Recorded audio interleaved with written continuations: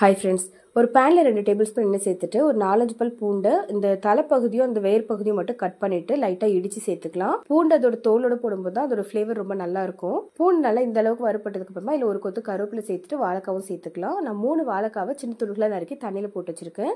தண்ணி எதுவும் இல்லாமல் அந்த வாழைக்காவை மட்டும் இதில் சேர்த்துட்டு லைட்டாக அந்த எண்ணெயிலே ஒரு 2 நிமிஷம் வரைக்கும் வறுத்துக்கலாம். ஒரு 2 நிமிஷம் நல்லா வறுத்ததுக்கு அப்புறமா இதில் 1 டீஸ்பூன் அளவுக்கு பெருங்காயத்தூள் சேர்த்துக்கிறேன். ஏன்னா வாழைக்காய் சாப்பிடும்போது ஒரு சில டைம் நமக்கு வாயு பிரச்சனை வரும். அதில் கண்டிப்பாக 1 டீஸ்பூன் அளவுக்கு பெருங்காயத்தூள் சேர்த்துக்கோங்க. இதோட இதுக்கு தேவையான அளவுக்கு உப்பு, 1 டீஸ்பூன் தனி மிளகாய் தூள், 1 டீஸ்பூன் தனியாத்தூள், 1/4 டீஸ்பூன் மஞ்சள் தூள், 1/4 டீஸ்பூன் மிளகுத்தூள், 1/4 டீஸ்பூன் கரம் மசாலா தூள் இது எல்லாத்தையுமே சேர்த்துட்டு நல்லா இதை மிக்ஸ் பண்ணி விட்டுடலாம். தண்ணி எதுவும் சேர்க்க வேண்டாம். அந்த எண்ணெயிலே எல்லாமே வறுபட்டு வரணும். பாருங்க, இந்த அளவுக்கு நல்லா வறுபட்டதுக்கு அப்புறமா இல்ல 1 டேபிள் ஸ்பூன் அளவுக்கு துருவின தேங்காவை சேர்த்துட்டு நல்லா மிக்ஸ் பண்ணி விட்டுட்டீங்கன்னா அவ்வளவுதாங்க, ஒரு சூப்பரான வாழைக்காய் பொரியல் ரெடி ஆயிடுச்சு. இது எல்லா சாதத்தோடுமே சாப்பிட்றதுக்கு சூப்பரான சைட் டிஷ். முக்கியமா தக்காளி சாதம், தயிர் சாதம், லெமன் சாதம் கூட சாப்பிட்டு பாருங்க, சும்மா வேற லெவல்ல இருக்கும். நீங்களும் இந்த ரெசிபி உங்க வீட்டில் செஞ்சு பார்த்துட்டு எப்படி இருக்குன்னு சொல்லுங்க. இந்த வீடியோ உங்களுக்கு பிடிச்சினா லைக், கமெண்ட், ஷேர் பண்ணுங்க. பாய்.